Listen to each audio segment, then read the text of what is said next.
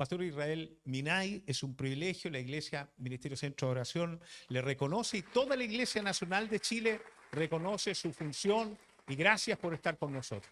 Amén. Bueno, me han tomado de sorpresa. Me han tomado de sorpresa. Venía yo para un reconocimiento de la pareja Erwin, pareja no, el matrimonio, de Erwin y Joyce Basler, amigos de muchos años,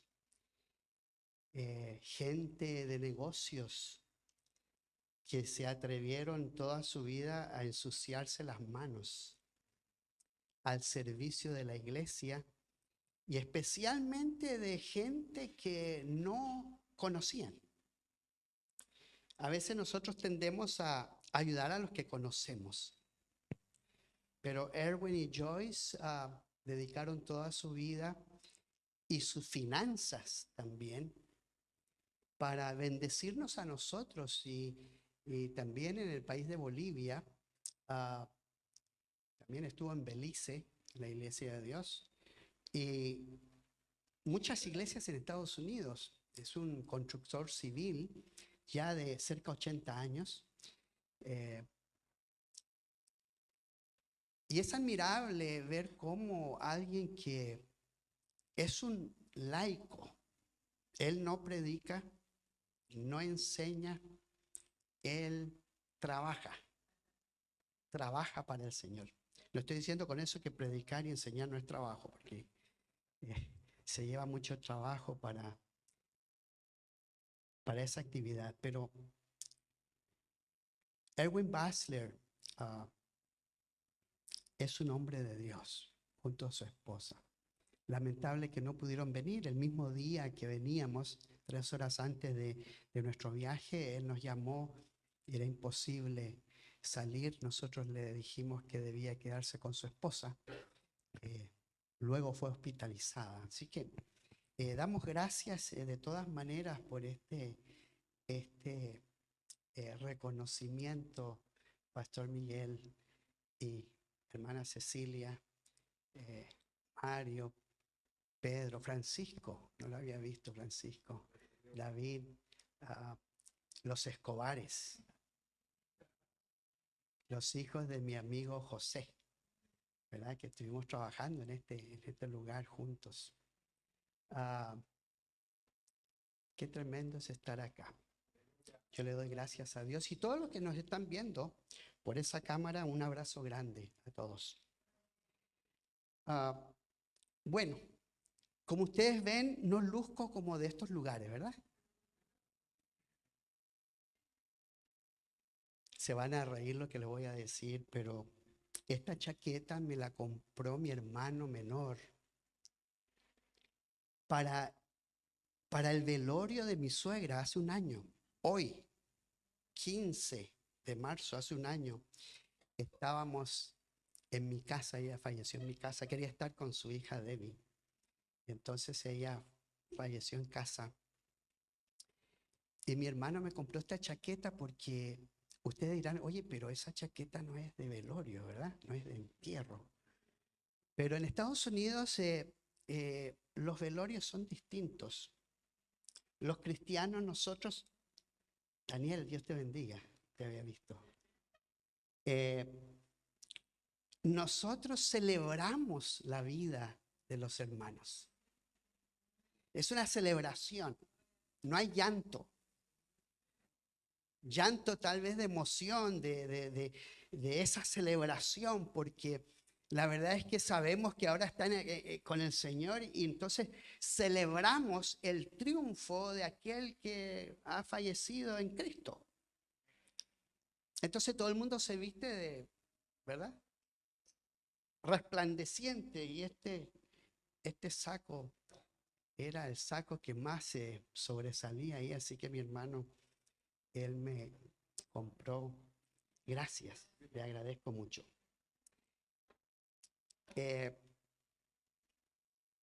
Tengo una palabra para ustedes. Estaba pensando el pastor Sobarzo me dijo, va a estar el supervisor del territorio central. Dije, bueno, Mario, yo lo conozco, ¿verdad? Pero luego va a estar el consejo y bueno, yo dije, wow, está tremendo. Eh, entonces estaba pensando qué debía predicar. Y se vino esta palabra que la he predicado varias veces, pero cada vez que uno predica una porción de la palabra, uno aprende más. De hecho, después de predicar, yo voy y arreglo, ¿verdad? Esto me dio el Señor y lo pongo ahí para una futura ocasión. En Hechos capítulo 11, versos del 19 al 30.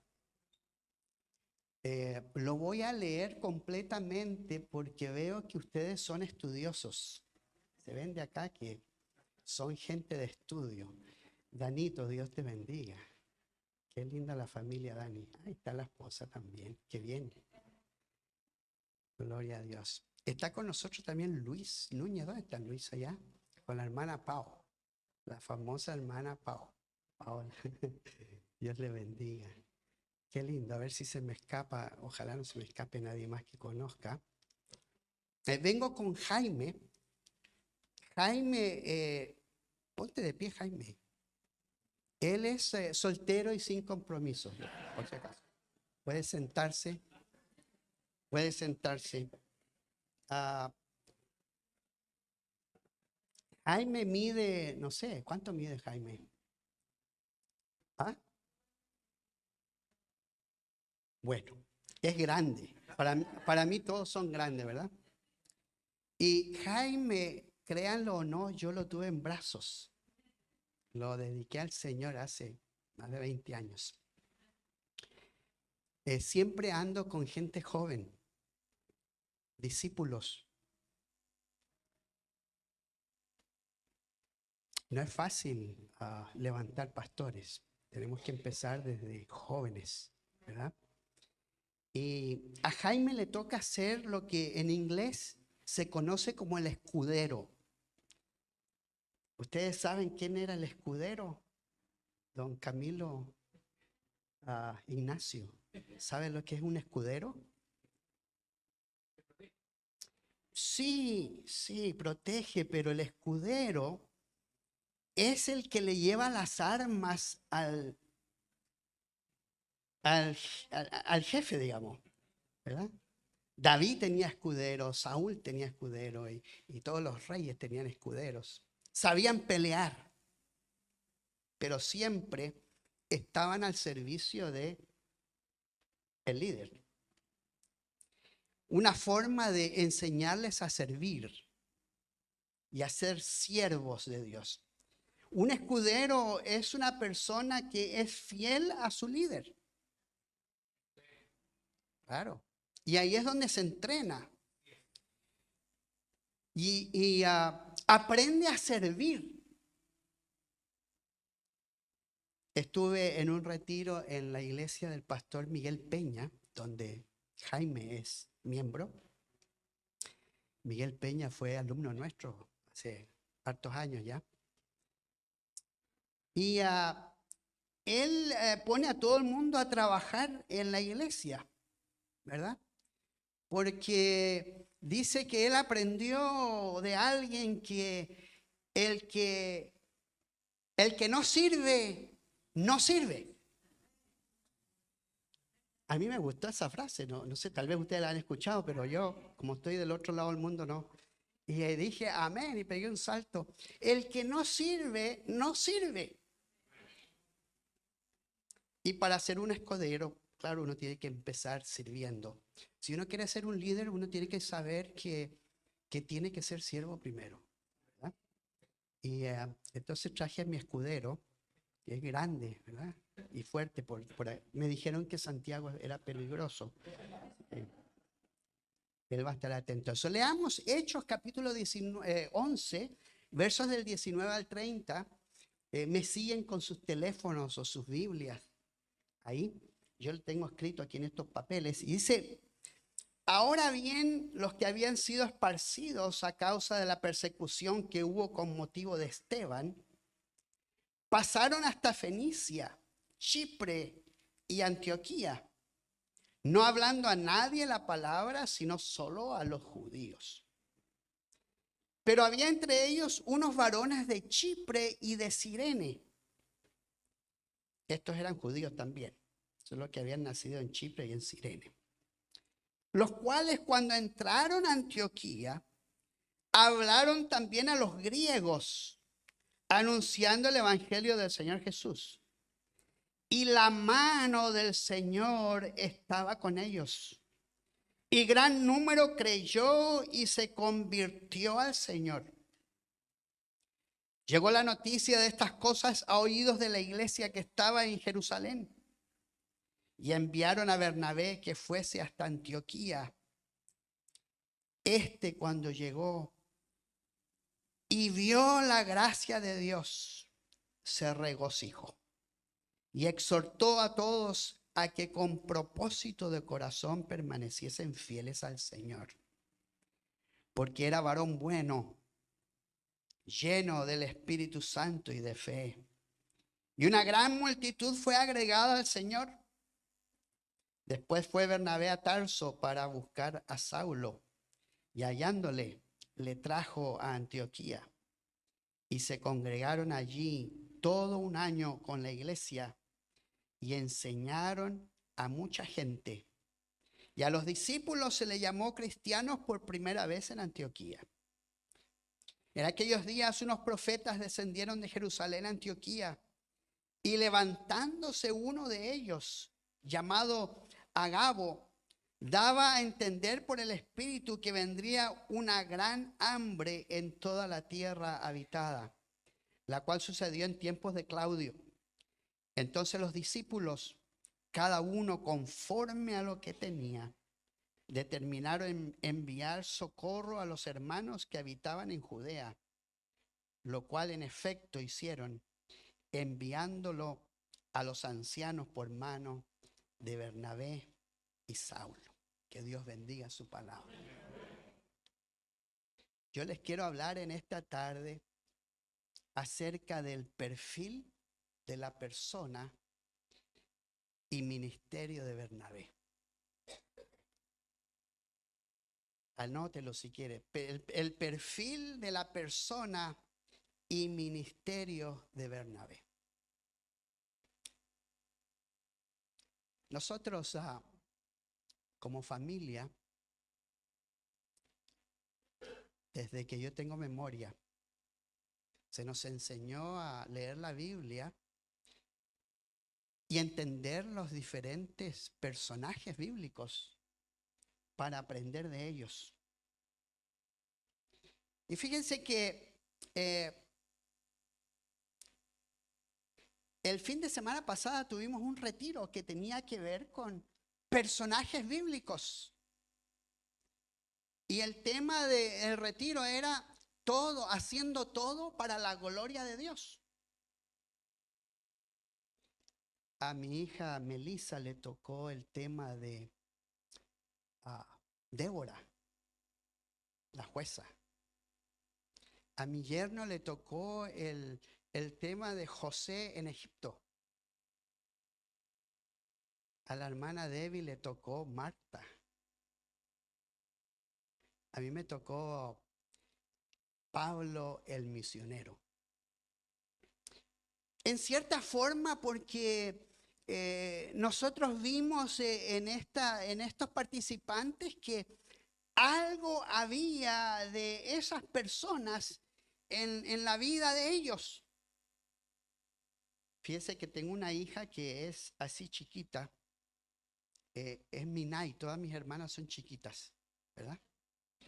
Pero es poderosa, es una mujer que wow, cuando organiza cosas son cosas grandes. Tiene voz de mando, ahora que estamos adultos, ella toma control de las cosas. Como yo me río porque yo hice lo mismo con mi papá, ya cuando estaba poniéndose anciano, uno se pone delante y le hace las cosas, y ella en todo sentido, y Dios le ha bendecido grandemente en su trabajo, a ella y a su esposo. Cuando supieron que veníamos a hacer esta actividad, ellos dijeron, nosotros vamos. Tomaron sus vacaciones y se vinieron con nosotros. Aunque pequeña, es completamente Débora.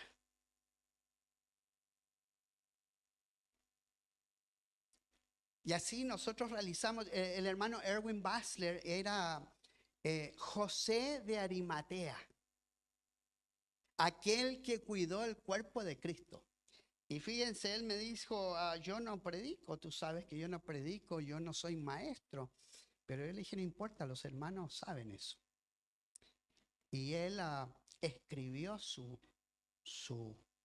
papel, su monografía, se la traduje, estábamos listos para que él la diera, pero no vino. De todas maneras, yo la leí a la congregación y fíjense que la mitad de los hermanos lloraron. Porque los personajes en la Biblia nos muestran cómo ellos construyeron una vida de grandeza para el Señor, no para ellos. ¿Cómo lo hicieron? ¿Qué hicieron? Ahí está en la palabra de Dios. Y tenemos aquí delante nuestro a un Bernabé que es muy importante para la iglesia primitiva. Es un hombre que se levanta en medio de una crisis tremenda en la iglesia. La iglesia siempre atraviesa por situaciones difíciles, siempre. No hay descanso. Satanás no descansa, no toma vacaciones.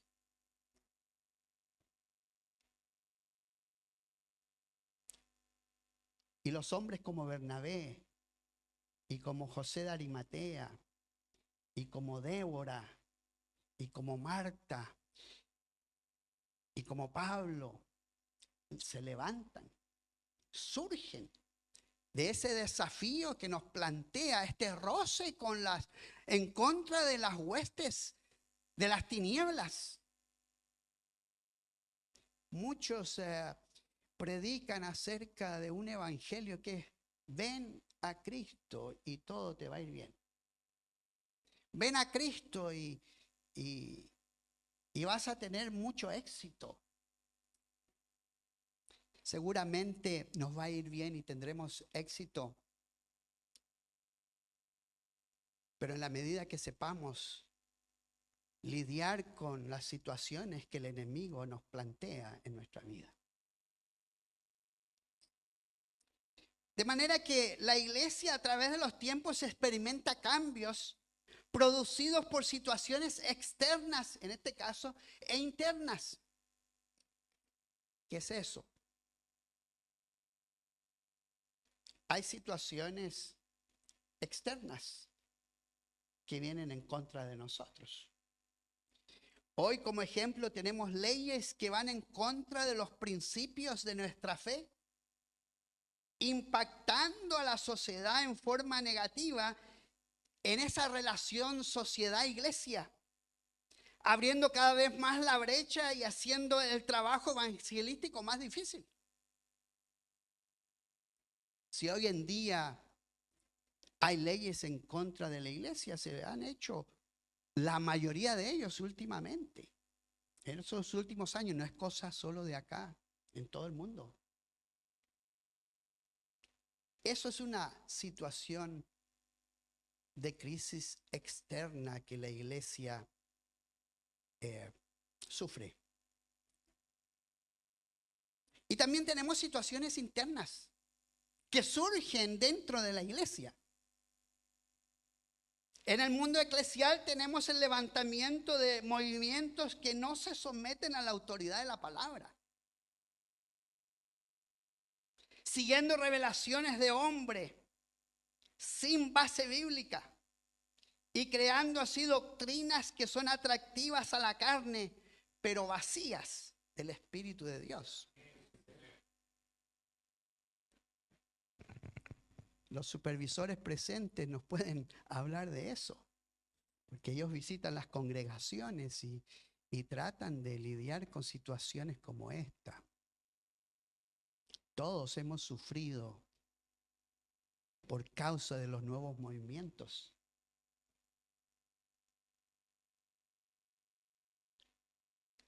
De manera que la iglesia siempre se ha visto expuesta a estas situaciones externas e internas, causando en ellas una reacción causando que la iglesia tenga una reacción basada en la palabra, haciendo a la iglesia más experimentada, más sabia y más madura. Y ese es nuestro desafío. Siempre después de una crisis tenemos que salir victoriosos y con una estatura más grande delante del Señor. Siempre. Las crisis y los problemas son para nuestro avance y para que nosotros crezcamos en madurez espiritual.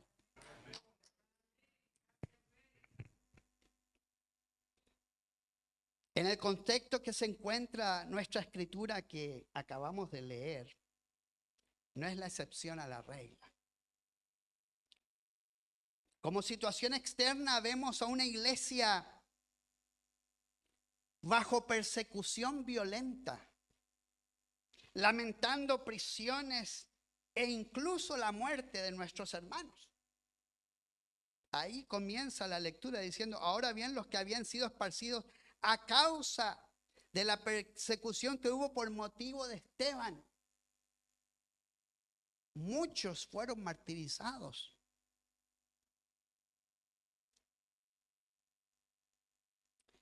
Pero escuche bien, esta situación sirvió como agente de expansión del evangelio. Aquí vemos en Hechos capítulo 8, verso 4, dice, pero los que fueron esparcidos, aquellos que iban huyendo de la persecución, iban por todas partes anunciando el evangelio de Jesucristo. Qué tremendo. La próxima vez que se vea perseguido, analícese a usted mismo para ver si usa esa persecución para expandir el reino, para predicar el evangelio a donde quiera que tenga que ir. Como situación interna tenemos la misión global de Dios que comprende a judíos y también a gentiles. Hasta ese momento la membresía de la iglesia era netamente judía. De hecho, los cristianos en ese tiempo eran considerados era una rama de los judíos, la religión judía. Por eso que eran admitidos en las sinagogas. El apóstol Pablo, él mismo, empezaba su ministerio misionero en cada ciudad yendo a la sinagoga a predicar primero. Existía dentro de esta membresía tendencias nacionalistas, por un lado mayoritario, y por otro lado una tendencia globalista de expansión del evangelio. Entonces se crea esta tensión interna en la iglesia. Algunos quieren judaizar a los nuevos convertidos. Y otros quieren expandir el reino y romper las fronteras judaicas hasta lo último de la tierra.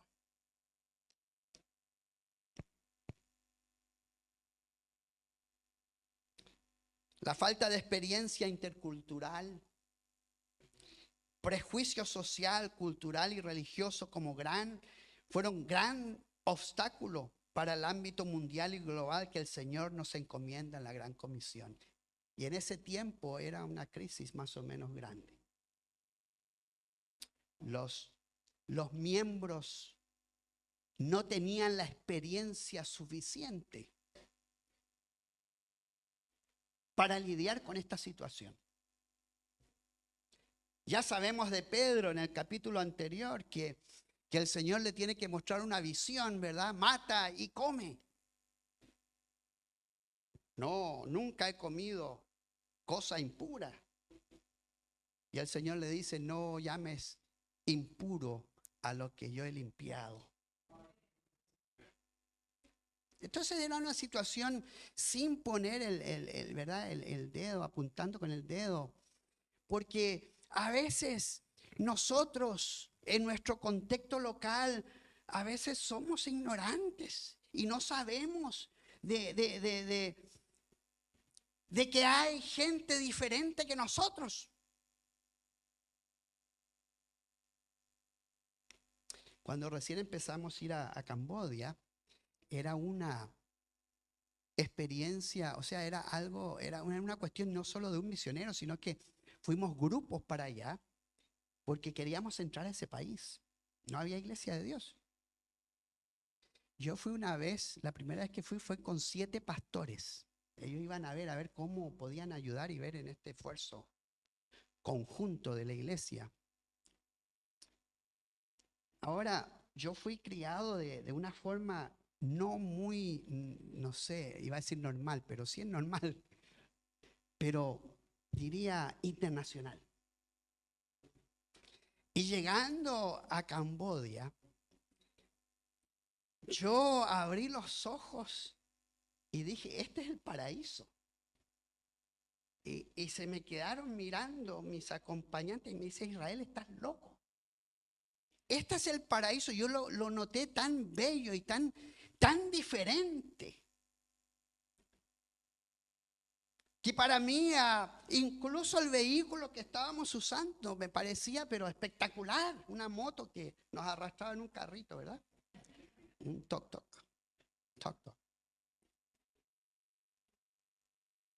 Pero aquellos que me acompañaban estaban totalmente. Fuimos al mall y enseguida preguntaron dónde estaba el McDonald's. Del otro lado del mundo, comer McDonald's. Nosotros venimos a Chile, no comemos McDonald's, nos vamos y mi esposa, pastel de choclo, por favor. Es lo primero que... Claro, que va a andar comiendo hamburguesas, esas se las come allá. Y yo le decía, usted está mal. Yo me iba y me sentaba con ellos con una tremenda sopa así, no sé ni qué había adentro, pero buena. Entonces, tenemos esa situación especialmente aquí, en donde llegó a los oídos en Jerusalén de que los gentiles ahora tenían una iglesia en Antioquía. Y estos judíos helenistas, porque había entre ellos también había, ¿verdad? Los helenistas contra los locales. Otra vez causándonos problemas.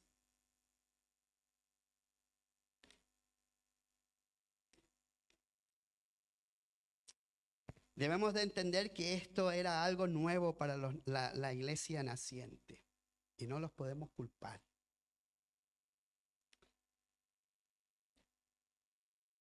Pero tenemos que entender que las cosas nuevas para nosotros no son necesariamente nuevas para Dios. ¿Cuántos dicen amén? Amén. Claro que sí.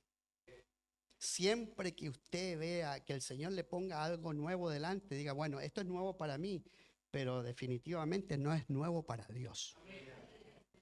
Y hay que ver cómo uno resuelve. Y lo primero que hay que hacer es irse a ver, ¿verdad? A la palabra y escudriñar la palabra. Yo estuve funcionando aquí en Chile como director de las credenciales. Pastor Ramírez en aquellos tiempos. Me dijo, Israel, quiero que te hagas cargo de las credenciales. Y me di cuenta que había una pregunta que todos los pastores fallaban. Y dije, esto debe ser algo que la iglesia de Dios en Chile no sabe. Todos fallaban en la misma pregunta. Y era multiple choice. ¿Cómo se dice? ¿Cómo se dice el multiple choice? ¿Ah? Múltiple elección. Múltiple. No traje, se me olvidaron los audífonos. múltiple elección. Entonces uno puede, cuando uno no sabe, más o menos uno busca y dice, ah, mira, aquí está. Pero fallaban igual. Y la pregunta, por si alguien se va a examinar, ya tiene una, le voy a dar una respuesta aquí. La pregunta era más o menos así: ¿con qué motivo se reúne la Asamblea General? Entonces había una que decía, para negocios de la iglesia, para cultos generales, para que el supervisor, qué sé. Y la última, había una que decía, para el estudio de las escrituras. Nadie, pero nadie, ni por equivocación, marcaban esa. Y esa era la respuesta. Porque nosotros en la iglesia de Dios, como tradición, siempre que hay una crisis y hay un problema y hay un negocio que resolver en la iglesia, tenemos que ir a la palabra de Dios. Uno de mis amigos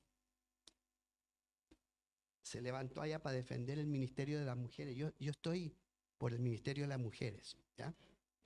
Pero hay una cultura, ¿verdad?, por allá mayoritaria que no saben. Todos los internacionales votamos a favor y siempre no, ¿verdad? ¡Pum! Caemos ahí. Pero uno de mis amigos echó un discurso que su abuelita era una sierva de Dios y que después su hermana, y yo decía, ay Señor, y después la esposa, y cómo iba a ser. Y yo decía, y después frustrado lo vi por ahí, puertorriqueño él, así bien, ¿verdad? Y le digo, oye, ¿qué pasa? Y me dice, oh, estoy frustrado ya, perdimos otra vez.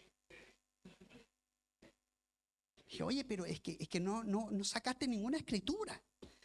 Tú sabes que aquí no hay. Aquí hay cámara.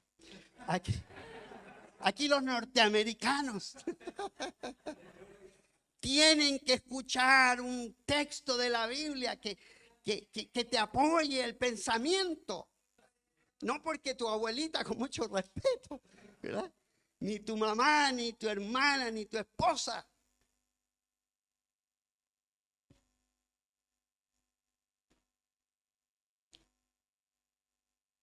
La crisis nos lleva a la palabra.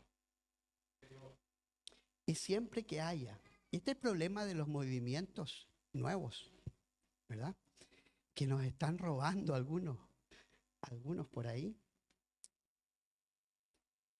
porque se basan más en la emoción y en las cosas que prometan y en el jefe, ¿verdad?, la figura central. Y es un lavamiento de cerebro para ser leal a esa figura. Y no tiene nada que ver con la palabra de Dios. De hecho, escucha un mensaje y uno dice, pero qué barbaridad.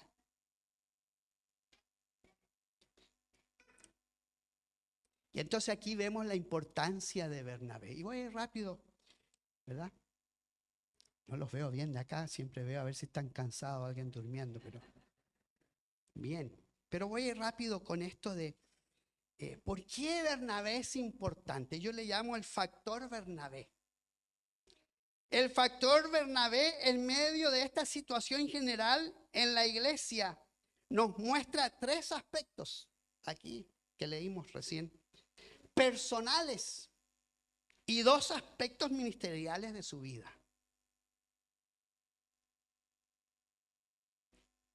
El primer aspecto tiene que ver su relación con el liderazgo.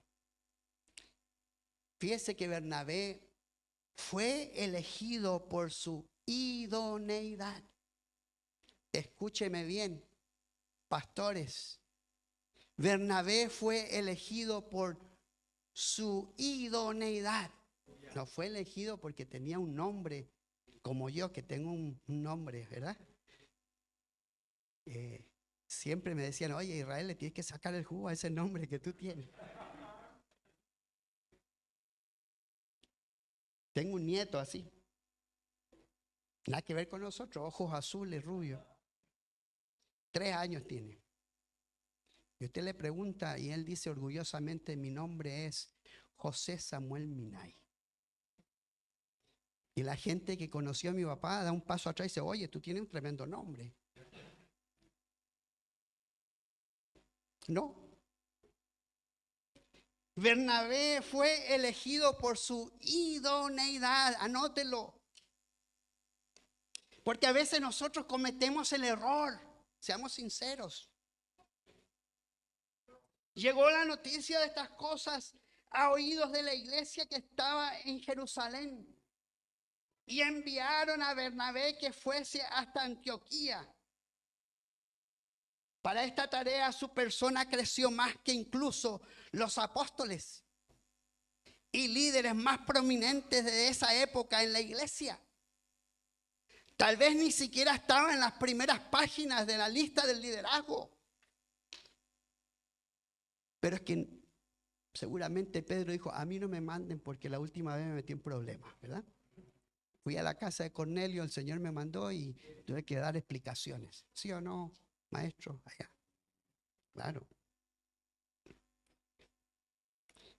Pero Bernabé fue capaz de ver por encima del prejuicio racial y cultural que dominaba la iglesia, porque había estado muy encerrada en el judaísmo.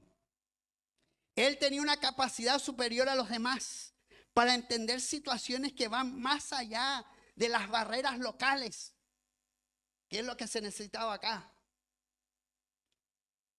Su situación de judío helenista le daba la capacidad de entender otras etnias y culturas.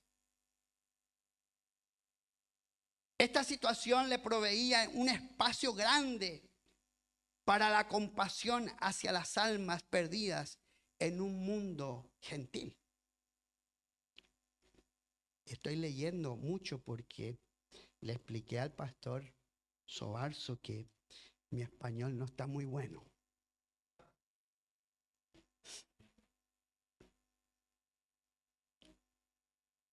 Francisco Riquelme, gran nombre tiene. Abuelo y hermano también. A Bernabé no lo eligieron obedeciendo un nivel jerárquico, sino que lo eligieron por su idoneidad para tratar el caso que tenían por delante. Y eso, hermanos, tenemos que aprenderlo. Yo he participado con ustedes en sesiones donde tenemos que elegir.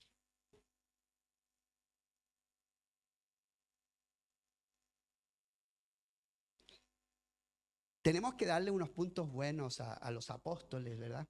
Ya están medios, aquí están medios mal parados. Pero ¿saben qué? Ellos reconocieron y vieron en Bernabé la persona idónea. Tal vez tenían sus prejuicios por falta de roce cultural con otras culturas. Pero sí, cuando tuvieron que elegir, eligieron a la persona idónea. No estaba otra vez en la lista de los líderes. Pero eligieron a la persona idónea capaz de resolver este problema en particular.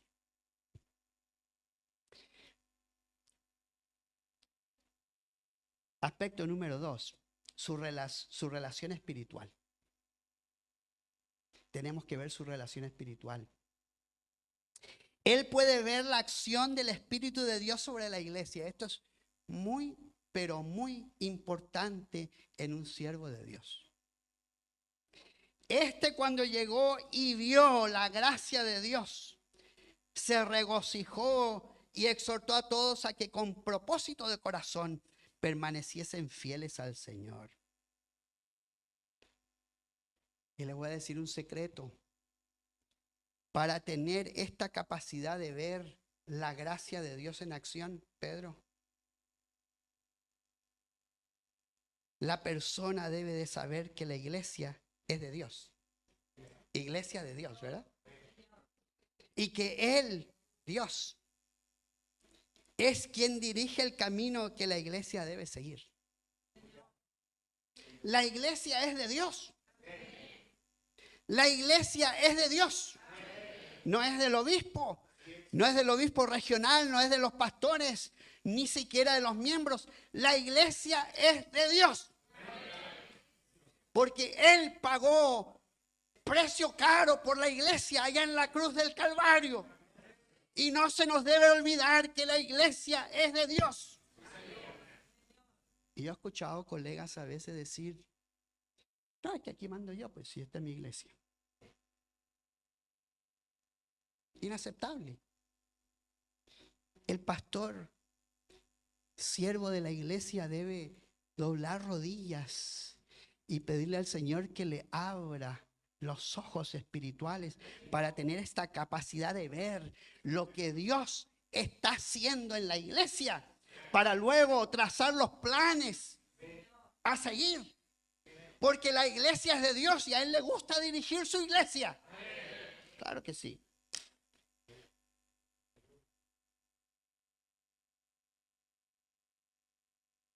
Podemos decir mucho más, pero vamos adelante. Su cercanía con Dios lo hace dócil a la voz del Espíritu para ejecución de planes en la iglesia. Yo tengo una estrategia, ¿sabe? Yo no me siento adelante, yo me siento atrás. Cada quien tiene su forma y hay que respetar.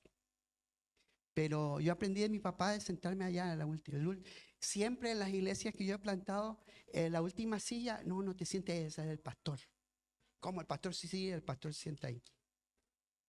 Porque cuando uno está de frente, pienso yo, tal vez por mi forma de ser, ¿verdad? Los hermanos están medio asustados, ¿verdad? El pastor me está mirando. Y entonces yo me siento atrás, nadie me ve. Y veo cómo el Señor se manifiesta en la congregación. Y entonces digo, ay Señor, ten misericordia de mí. Me doy cuenta, digo, no, tenemos que arreglar acá, ¿verdad? Y ahí trazamos planos. Hay una hermana, la hermana Zule, que estuvo bien enferma, la fue a visitar hace unos días atrás. Muchos años en el consejo. Y ella me decía, la ancianita, me decía, ay pastor, usted tan inteligente. ¿Cómo usted lo sabe todo? Me decía. Yo reprendía al diablo ahí mismo, decía, gracias hermana Zule, pero estos planes no son míos, son de Dios, yo solo los copié. Okay. Y vaya que me costó y me he arrepentido a veces y tengo que corregir, ¿verdad? Los planes porque el Señor me ha tirado la oreja, ¿verdad? No era así.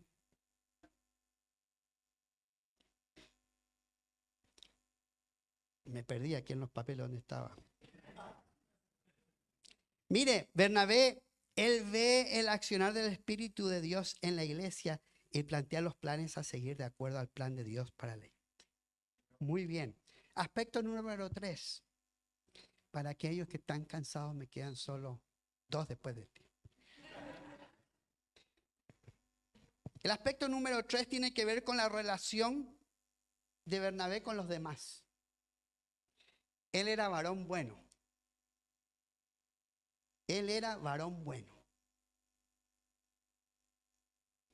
Porque era varón bueno y lleno del Espíritu Santo y de fe. Y gran multitud fue agregada al Señor. Su relación con los demás era llena de amor y respeto.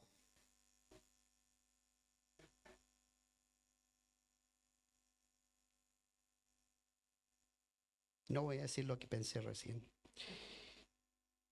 Lleno del Espíritu Santo quiere decir que el fruto del Espíritu se manifestaba en su mayor expresión en él. Qué tremendo. Qué tremendo. El amor, el gozo, la paciencia, la fe, la benignidad, la bondad, la mansedumbre, la templanza estaban a flor de piel en Bernabé. Como consecuencia de esto, una gran multitud fue agregada al Señor. ¿Usted quiere que el Señor haga crecer su iglesia? Porque al final Él es el que da el crecimiento. Pablo dice, yo planté y Apolo regó, pero aquí el crecimiento lo da Dios. Quiere decir que el crecimiento de la iglesia lo da Dios. Y este crecimiento está directamente relacionado con la persona del pastor en su relación con los demás, con los hermanos y con sus colegas también. Aspecto número 3.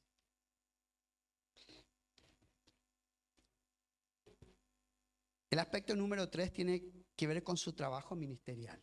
El 3, de hecho, el 4 y el 5. Tiene una visión clara de la misión de la iglesia. Esto se debe en dos aspectos. Esto se ve en dos aspectos de su trabajo ministerial. Se preocupa primero de levantar y equipar a líderes para fortalecer la iglesia en su avance. El verso 25 dice, después fue Bernabé a Tarso para buscar a Saulo y hallándole le trajo a Antioquía. Tiene la capacidad de ver el potencial de aquellos que han de ser formados para servir al Señor.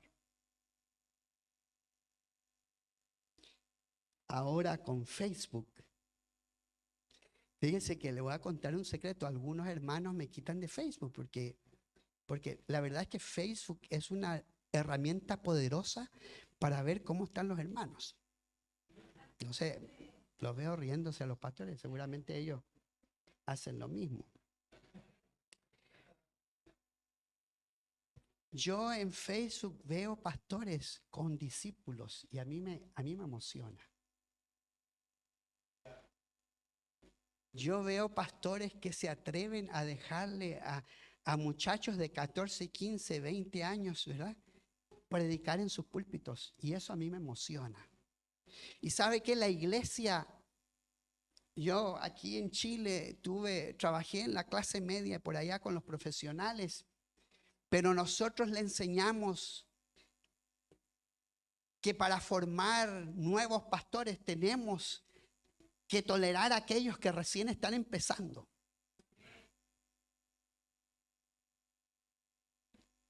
Y las congregaciones, cuando usted los entrena de esa forma, están dispuestos a escuchar a discípulos. Mire, Jaimito predicó su primer sermón.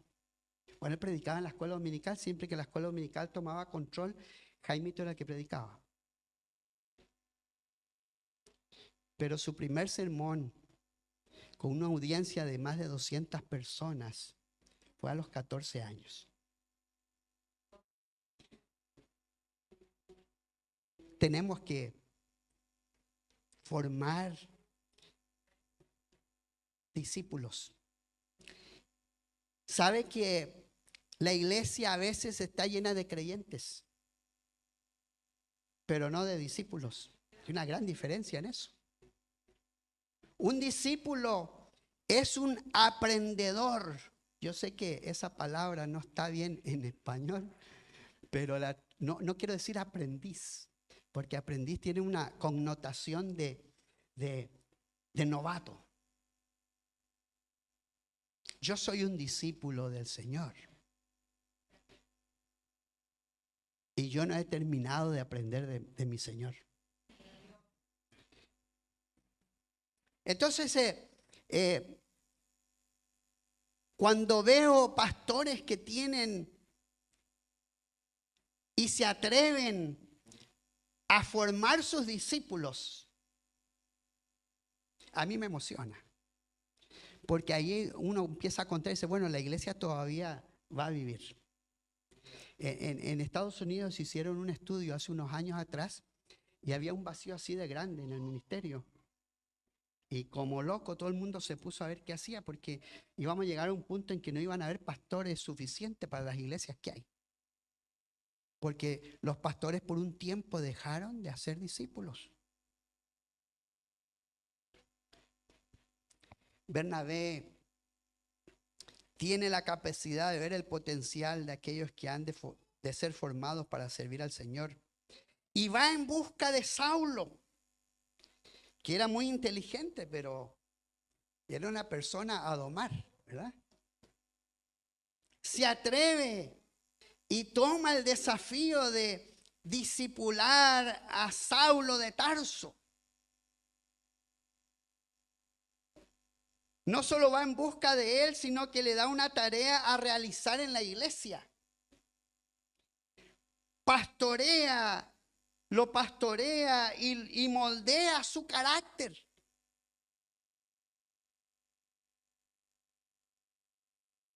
La verdad es que Bernabé fue un constructor de puentes, facilitando la aceptación de Saulo en la comunidad cristiana y allanando el camino para su ministerio.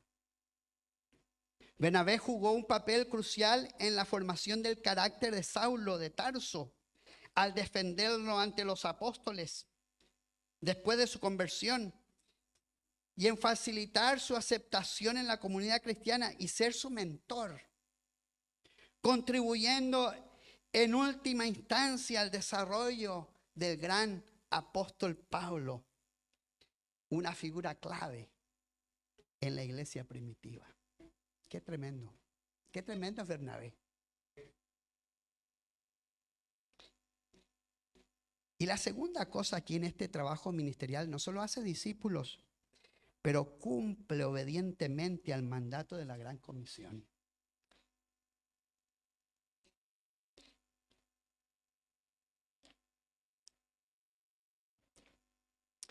Y se congregaron allí todo un año con la iglesia y enseñaron a mucha gente. Y a los discípulos se les llamó cristianos por primera vez en Antioquía. Levantan discípulos y luego él entiende que el llamado va más allá de sus fronteras ministeriales y se involucra en el misterio global. La última parte la pueden leer en casa cuando ellos escuchan la necesidad de Jerusalén y no se quedan con los brazos cruzados. Tenemos que romper con eso de meternos mucho solo en nuestro templo. Como extranjero, yo viví 4 años en Chile nomás, de los 10 años a los 14. Estuve en el Instituto Nacional.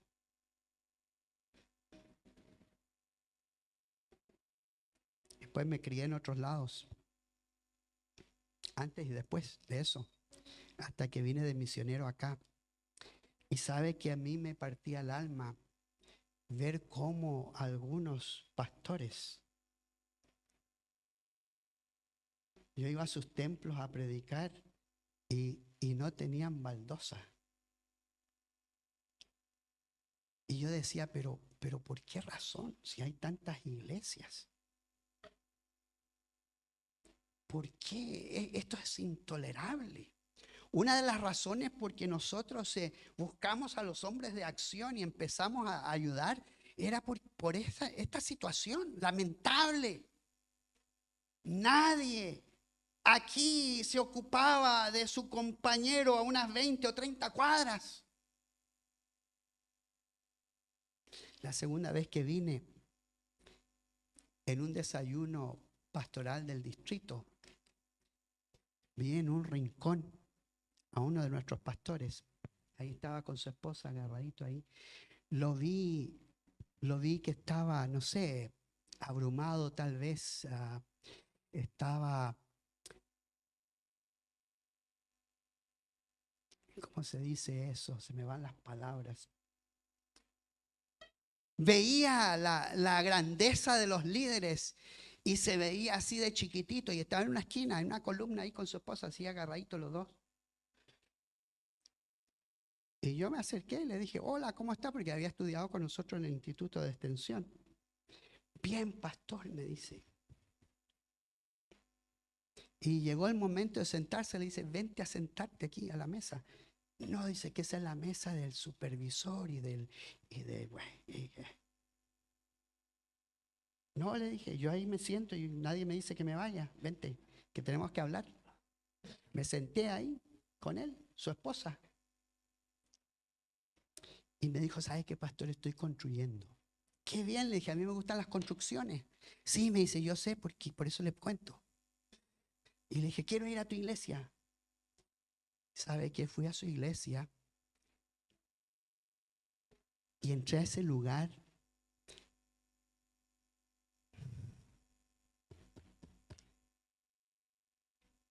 El piso era de ripio con tierra. Ripio con tierra. Tenía unas columnas en el medio porque el techo se estaba, no sé cómo se dice eso. Y entonces él le puso una plancha de metal así, con unos metales ahí todos corroídos, ¿cómo se dice? Para que no se cayera el techo encima de la gente. Y él orgullosamente me mostró las paredes. Y las paredes estaban perfectas. Mire, a mí me gusta la construcción. Y vi las paredes, ladrillo, las columnas como debían de estar, con el hierro que tenían que tener, ¿verdad? Se veía el sobrecimiento. Y yo decía, wow, este hermano lo hizo bien. Pero hasta ahí le llegó la plata. Mire, a fuerza de empanadas y de almuerzos, construimos estas paredes y él orgulloso me mostraba sus paredes. Y yo tenía uno de mis jóvenes ahí y el joven estaba sentado y le corrían las lágrimas.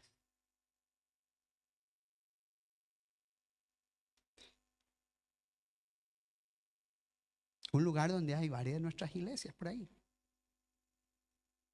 Años. Pastor Miguel, años para hacer 4 paredes bien hechas. Ahí llegaban como 100 niños, se congregaban ahí.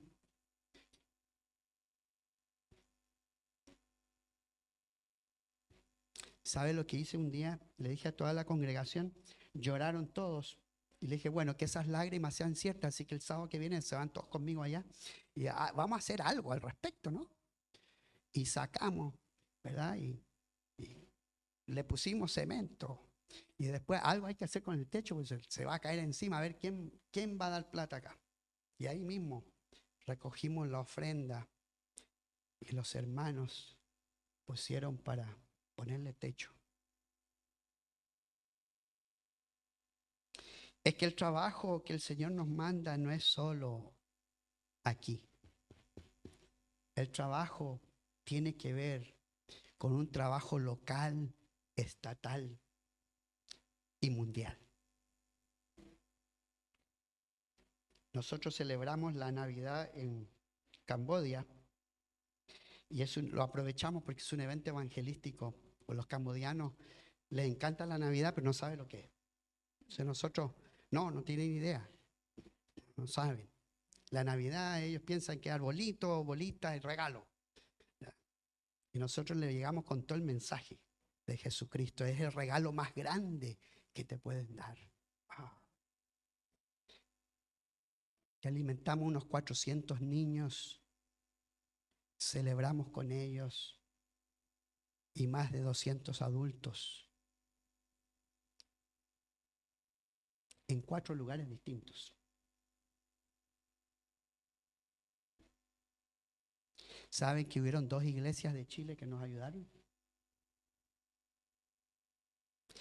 Le voy a ser sincero a ustedes. El levantar fondos para alimentar niños en Estados Unidos es fácil. Usted dice, mire, la gente, los niños están muriendo, le muestra fotos y ahí empieza la ofrenda, inmediatamente. Yo le pude haber dicho a estas iglesias, ¿saben qué? No tenemos de más, olvídense. No. Le dije a los pastores, ¿saben qué? En realidad no nos falta, pero bienvenida sea su ayuda. Porque de esa forma ustedes les van a enseñar a los hermanos que no es solo acá. También es allá en los departamentos y en los diferentes territorios. Y allá hasta lo último de la tierra también, así lo dice mi Biblia.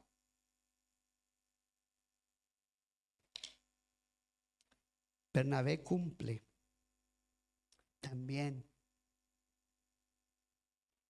cumple con la tarea global. Entonces los discípulos, cada uno conforme a lo que tenía, determinaron enviar socorro a los hermanos que habitaban en Judea. Inclinen sus rostros, vamos a orar. Padre, te damos gracias en esta tarde, porque tú has sido bueno con nosotros. Para siempre ha sido tu misericordia. Oh Señor, te damos gracias, porque a ti te ha placido, mi Dios, llamarnos al servicio en tu obra. Ser llamados siervos tuyos, Señor, es lo más honroso que le puede pasar a una persona, y te damos gracias por eso. Te pido, Señor, que en esta tarde hayamos podido aprender de tu siervo Bernabé. Permite, Señor, que esta palabra corrija, que esta palabra redirija nuestros planes, porque la iglesia es tuya, no es nuestra. Queremos, Señor, hacerlo conforme a tu divina voluntad. Y te pedimos las fuerzas, te pedimos la sabiduría, y te pedimos el entendimiento, y te pedimos, Señor, una iglesia poderosa, avanzando hasta lo último de la tierra, para tu gloria y para tu honra.